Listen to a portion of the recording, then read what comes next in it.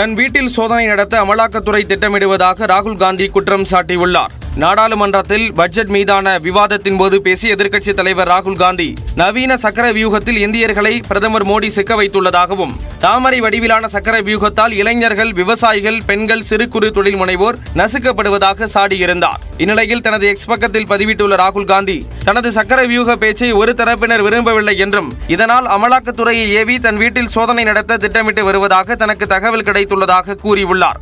அமலாக்கத்துறை சோதனைக்காக வெறும் கைகளுடன் காத்துக் கொண்டிருப்பதாகவும், தேநீர் மற்றும் பிஸ்கட்டுகள் தன்னிடம் தயாராக இருப்பதாக எக்ஸ் பக்கத்தில் ராகுல் காந்தி குறிப்பிட்டுள்ளார். கேரள அரசுக்கு விசிக சார்பில் 15 லட்சம் ரூபாய் நிவாரணம் வழங்கப்படும் என அக்கட்சியின் தலைவர் திருமாவளவன் தெரிவித்துள்ளார். தனது எக்ஸ் பக்கத்தில் பதிவிட்டுள்ள அவர், வயநாட்டில் ஏற்பட்ட பேரிடரை தேசிய பேரிடராக அறிவிக்க வேண்டும் என மத்திய அரசுக்கு வேண்டுகோள் விடுத்துள்ளார். மேலும் பாதிக்கப்பட்ட பகுதியில் எஞ்சியுள்ளோரின் மறுவாழ்வு மற்றும் மறுகட்டுமானம் ஆகியவற்றுக்கு உரிய நிதி ஒதுக்கீடு செய்ய வேண்டும் எனவும் திருமாவளவன் வலியுறுத்தியுள்ளார். இதேபோன்று நடிகர் சூரி தனது எக்ஸ் பக்கத்தில் பேரிடர் குறித்து உருக்கமாக பதிவிட்டுள்ளார். அதில், வயநாடு செய்திகள் கேட்க கேட்க மனசு பதறுகிறது என்றும், நாம் அனைவரும் கொண்டாடிய பசுமையான இடங்கள் எல்லாம் இயற்கை அன்னையின் பெரும் சீற்றத்துக்கு இரையாகி உள்ளதாகவும் குறிப்பிட்டுள்ளார். நாம் அனைவரும் நம்மால் இயன்ற உதவிக்கரம் நீட்ட வேண்டும் என்றும் சூரி கோரிக்கை விடுத்துள்ளார். திருப்பூரில் தூய்மை பணியாளர்கள் கழிவறையில் தங்க வைக்கப்பட்டதுதான் திமுக அரசின் சமூக நீதியா என பாமக தலைவர் அன்புமணி ராமதாஸ் கேள்வி எழுப்பியுள்ளார். திருப்பூர் மாநகராட்சி கழிவறைகளில் தூய்மை பணிகளை மேற்கொண்டு வரும் புலம்பெயர் தொழிலாளர்கள் ஒரு மாதமாக கழிவறைக்குள் இருந்த ஒரு அறையிலேயே தங்கி உணவு சமைத்து சாப்பிட்டு வந்தது குறித்து நியூஸ் 18 தமிழ்நாடு செய்தி வெளியிட்டது. இதையடுத்து தனியார் ஒப்பந்த நிறுவனத்திற்கு மாநகராட்சி ஆணையர் நோட்டீஸ் அனுப்பியுள்ளார். இதுகுறித்து அறிக்கை வெளியிட்டுள்ள பாமக தலைவர் அன்புமணி ராமதாஸ், கழிவறைக்குள் தூய்மை பணியாளர்கள் தங்க வைக்கப்பட்டது அதிர்ச்சியை ஏற்படுத்தியுள்ளதாக கூறியுள்ளார். வாழ தகுதியற்ற இடத்தில் அவர்கள் அடைக்கப்பட்டிருந்தது மாநகராட்சிக்கு தெரியாது என்பதை ஏற்க முடியாது எனவும், ஒப்பந்ததாரர் மீது பழியை போட்டு அரசும் மாநகராட்சியும் தப்பிக்க நினைப்பது கண்டிக்கத்தக்கது எனவும் அவர் தெரிவித்துள்ளார். இந்த விவகாரம் குறித்து விசாரணை நடத்தி தவறு செய்த அனைவரையும் தண்டிக்க வேண்டும் எனவும் அன்புமணி ராமதாஸ் வலியுறுத்தியுள்ளார். வரத்து குறைவால் சென்னை கோயம்பேடு சந்தையில் 1 கிலோ கேரட் 150 ரூபாய்க்கு விற்பனை செய்யப்படுகிறது. மிகப்பெரிய சந்தைகளில் ஒன்றான கோயம்பேடு மார்க்கெட்டில் ஆயிரக்கணக்கான மக்கள் மொத்தமாகவும் சில்லறையாகவும் காய்கறிகளை வாங்கி செல்கின்றனர். தமிழ்நாடு மட்டுமின்றி ஆந்திரா, கேரளா, கர்நாடகா உள்ளிட்ட இந்தியாவின் பல்வேறு மாநிலங்களிலிருந்து காய்கறிகள் விற்பனைக்கு கொண்டுவரப்படுகின்றன. இந்த நிலையில் வரத்து குறைவால் காய்கறிகளின் விலை கிடுகிடுவென உயர்ந்துள்ளது. கடந்த வாரம் 80 ரூபாய்க்கு விற்பனை செய்யப்பட்ட 1 கிலோ கேரட் தற்போது 150 ரூபாய்க்கு விற்பனை செய்யப்படுகிறது. இதேபோல 1 கிலோ பீட்ரூட் 80 ரூபாய்க்கு விற்பனையாகிறது. கத்திரிக்காய், அவரைக்காய், பாகற்காய் மற்றும் காலிஃபிளவர் ஆகியவை கிலோவுக்கு 50 ரூபாய் விற்பனை செய்யப்பட்டு வருகிறது. வெங்காயம் 20 ரூபாய் முதல் 40 ரூபாய் வரைக்கும், தக்காளி 15 ரூபாய் முதல் 25 ரூபாய் வரைக்கும் விலை போனது. உருளைக்கிழங்கு 30 முதல் 45 ரூபாய்க்கும், சின்ன வெங்காயம் 70 ரூபாய் வரைக்கும் விற்பனையானது. முள்ளங்கி, முட்டைக்கோஸ், புடலங்காய், வெண்டைக்காய் உள்ளிட்டவை அதிகபட்சமாக 25 ரூபாய் வரை விற்பனை செய்யப்படுகிறது. விருதுநகர் மாவட்டம் கோவில்பட்டி அருகே இருக்கன்குடி கோயிலுக்கு பாத யாத்திரையாக சென்ற பக்தர்கள் மீது லாரி மோதியதில் 3 பேர் பரிதாபமாக உயிரிழந்தனர். தென்காசி மாவட்டம் மேலநீதநல்லூர் பகுதியைச் சேர்ந்த முருகன், மகேஷ், பவுன்ராஜ் ஆகியோர் தனது உறவினர்கள் மற்றும் நண்பர்களுடன் குழுவாக சங்கரன் கோவிலிலிருந்து இருக்கன்குடி மாரியம்மன் கோயிலுக்கு பாத யாத்திரையாக சென்று கொண்டிருந்தனர். அதிகாலை சாத்தூர் கோவில்பட்டி 4 வழிச்சாலையில் பாத யாத்திரையாக சென்றபோது என் வெங்கடேஸ்வரபுரம் விளக்கு என்ற இடத்தில் மதுரையை நோக்கி சென்ற லாரி பாத யாத்திரை குழுவினர் மீது மோதியது. இதில் முருகன், மகேஷ், பவுன்ராஜ் ஆகியோர் நிகழ்விடத்திலேயே பரிதாபமாக உயிரிழந்தனர். தகவல் அறிந்து சென்ற காவல்துறையினர் 3 பேரின் உடல்களை கைப்பற்றி அரசு மருத்துவமனைக்கு அனுப்பி வைத்தனர். விபத்து தொடர்பாக லாரி ஓட்டுநர் மணிகண்டனை காவல்துறையினர் கைது செய்து விசாரணை நடத்தினர். மறைந்த முன்னாள் முதல்வர் கருணாநிதியின் நினைவு நாளை ஒட்டி சென்னையில் வரும் 7ஆம் தேதி முதலமைச்சர் மு.க. ஸ்டாலின் தலைமையில் அமைதி பேரணி நடைபெற உள்ளது. சென்னை மாவட்ட திமுக சார்பில் வெளியான அறிக்கையில், தகைமைசால் தலைவராகவும் இலக்கியவாதியாகவும் உலக தமிழர்களின் ஒப்பற்ற தலைவராகவும் விளங்கிய கருணாநிதியின் 6வது ஆண்டு நினைவு தினம் வரும் 7ஆம் தேதி அனுசரிக்கப்படுவதாக தெரிவிக்கப்பட்டுள்ளது. இதனையொட்டி திமுக தலைவரும் முதலமைச்சருமான மு.க. ஸ்டாலின் தலைமையில் அன்றைய தினம் சென்னையில் அமைதி பேரணி நடைபெறும் என அறிவிக்கப்பட்டுள்ளது. இந்த பேரணி ஓமந்தூரார் வளாகத்தில் காலை 7 மணிக்கு தொடங்கி கருணாநிதி நினைவிடத்தில் நிறைவடைகிறது. பேரணியில் திமுக நிர்வாகிகள், திமுக அமைச்சர்கள், எம்பிக்கள், மாவட்ட செயலாளர்கள் உள்ளிட்டோர் கலந்து கொள்ள அழைப்பு விடுக்கப்பட்டுள்ளது.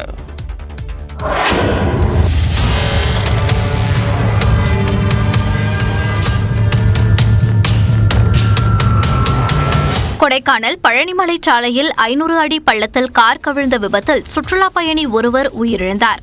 திருப்பூர் மாவட்டம் தாராபுரத்தை சேர்ந்த செந்தில் மற்றும் நந்து ஆகிய இருவரும் கொடைக்கானலை சுற்றி பார்த்துவிட்டு வியாழக்கிழமை மாலை வீடு திரும்பிக் கொண்டிருந்தனர். கொடைக்கானல் பழனி சாலையில் காரில் அவர்கள் சென்று கொண்டிருந்தபோது வட்டமலை அருகே 7வது கொண்டை ஊசி வளைவில் கட்டுப்பாட்டை இழந்த கார் 500 அடி பள்ளத்தில் கவிழ்ந்து விபத்துக்குள்ளானது. விபத்து நடந்த நேரத்தில் வேறு வாகனங்கள் எதுவும் செல்லாததால் சிறிது நேரத்தில் இருள் சூழ்ந்ததாலும் கார் பள்ளத்தில் கவிழ்ந்தது கவனிக்கப்படவில்லை. எனினும் வியாழக்கிழமை மாலைக்கு பிறகு செந்தில் மற்றும் நந்துவிடமிருந்து எந்த அழைப்பும் இல்லாததால் அவர்களின் குடும்பத்தினர் காவல்துறையில் புகார் அளித்துள்ளனர். இதையடுத்து வெள்ளிக்கிழமை காலையில் தேடுதலில் ஈடுபட்ட போது விபத்தில் சிக்கிய கார் கண்டுபிடிக்கப்பட்டது. காரில் பயணம் செய்த செந்தில் உயிரிழந்த நிலையில் பலத்த காயமடைந்த நிலையில் மீட்கப்பட்ட நந்து மருத்துவமனையில் சிகிச்சைக்காக அனுமதிக்கப்பட்டார்.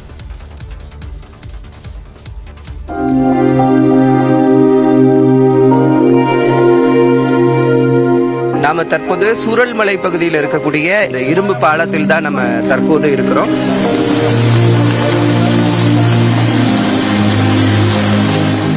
இந்த பகுதியில் தொடர்ந்து 4 நாட்களாக இந்த மீட்பு பணிகள் என்பது தொடர்ந்து வருகிறது.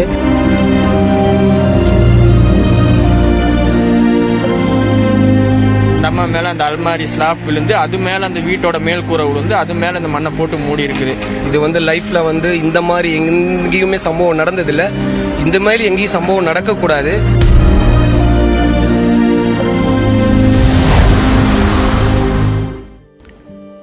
வயநாடு மலை உச்சியில் படவெட்டி குன்னு என்ற பகுதியில் 4 நாட்களாக சிக்கி தவித்த ஒரே குடும்பத்தைச் சேர்ந்த 4 பேரை ராணுவத்தினர் உயிருடன் மீட்டிருக்கிறார்கள். இத்தொடர்பான கூடுதல் விவரங்களோடு களத்திலிருந்து இணைகிறார் செய்தியாளர் ஐயாசாமி. ஐயாசாமி, விவரங்களை பதிவு செய்யலாம்.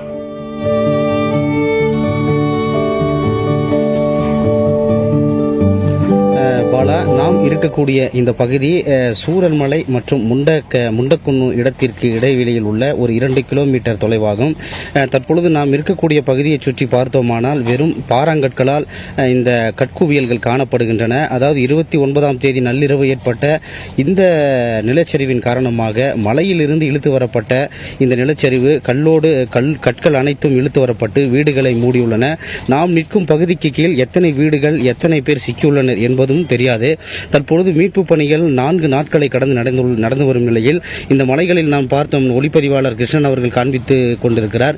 இந்த மலையே உருகுலைந்து இழுத்து வரப்பட்ட காட்சிகளில் பார்க்கும் பொழுது டன் கணக்கு அளவிலான கற்கள் இங்கு காணப்படுகிறது. தொடர்ந்து இந்த மீட்பு பணிகள் தொடர்ந்து வந்தாலும் இந்த அன்று இரவு நடந்த இந்த கோரச் சம்பவம் மக்களிடையே பெரும் ஒரு நெஞ்சம் பதற வைக்கும் சம்பவமாக இருந்துள்ளது. காரணம், இங்குள்ள வீடுகள் அனைத்தும் மண்ணில் புதைந்துள்ளன. அதே போல இருக்கும் வீடுகளை பார்த்தோமானால் சேற்று சகதிகளுக்குள் சிக்கி சின்னாபின்னமாய் உள்ளன. அதேபோல் இந்த வீட்டு முன்பு நிறுத்தப்பட்டிருந்த வாகனங்களாகட்டும், இருசக்கர வாகனங்கள் அனைத்தும் அப்பளம் போல் நொறுங்கியுள்ளதை நம்மால் காண முடிகிறது. தொடர்ந்து இந்த பகுதியில் நாம் இருக்கக்கூடிய பகுதி 2 கிலோமீட்டர் தொலைவில் உள்ளே வந்துள்ளோம். அங்கு கூட இந்த சிறிய அளவிலான ஜேசிபிக்களை கொண்டு மீட்பு பணிகளுக்கான பாதைகள் அமைக்கும் பணி என்பது நடந்து வருகிறது.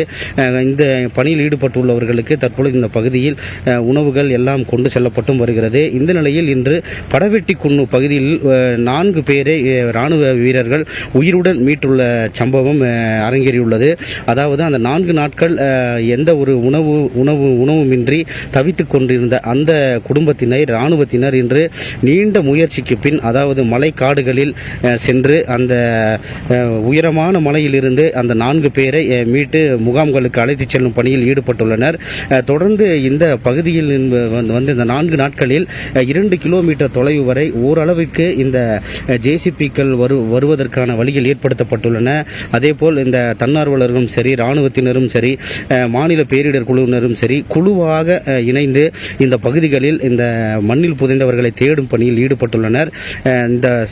இங்கு இருந்த ஒரு அடையாளங்களே முற்றிலும் அழிந்துவிட்ட நிலையில் இந்த பகுதி, இந்த சூரல்மலை என்னும் பகுதி ஒரு தீவு போல் நமக்கு காட்சி அளிக்கிறது பாலா. அந்த காட்சிகளை தான் நம் ஒளிப்பதிவாளர் காண்பித்துக் கொண்டிருக்கிறார். அந்த வீடுகள் கிட்டத்தட்ட 30 அடி உயரம் உள்ள வீடுகள் கூட 20 அடி சேற்று சகதிக்குள் சிக்கியுள்ள காட்சிகளையும் நம்மால் தற்பொழுது பார்க்க முடிகிறது பாலா. தொடர்ந்து இந்த மீட்பு பணிகள் என்பது 4வது நாட்களாக தொடர்ந்து வரும் நிலையில் இன்னும் இந்த மீட்பு பணிகளில் என்னென்ன சவால்கள் உள்ளன, அதேபோல் இந்த மலைப்பகுதிகளில் வேறு யாரேனும் சிக்கியுள்ளனரா, மண் குவியலுக்குள் இனி எத்தனை உடல்கள் மீட்கப்படும், கிட்டத்தட்ட 400 குடும்பங்கள் இந்த மண்ணோடு மண்ணாகியுள்ள நிலையில் இதுவரை 300க்கும் மேற்பட்டோர் உயிரிழந்துள்ளனர். 100க்கும் மேற்பட்டோர் மருத்துவமனையில் சிகிச்சை பெற்று வருகின்றனர். அடுத்தடுத்து இனி இந்த மீட்பு பணிகளில் எத்தனை உடல்கள் கிடைக்கும், எத்தனை பேர்கள் மீட்கப்படுவார்கள் என்ற ஒரு தொடர்ச்சியும் இருக்கிறது பாலா. வயநாடு கோர சம்பவத்தினுடைய தொடர்ச்சியாக பல்வேறு காட்சிகளை யாரும் செல்லாத இடங்களில் நியூஸ் 18 தமிழ்நாடு சென்று களத்திலிருந்து செய்திகளை பதிவு செய்து கொண்டிருக்கிறது. அந்த வகையில் தொடர்பான விவரங்களை வழங்கியதற்கு நன்றி ஐயாசாமி.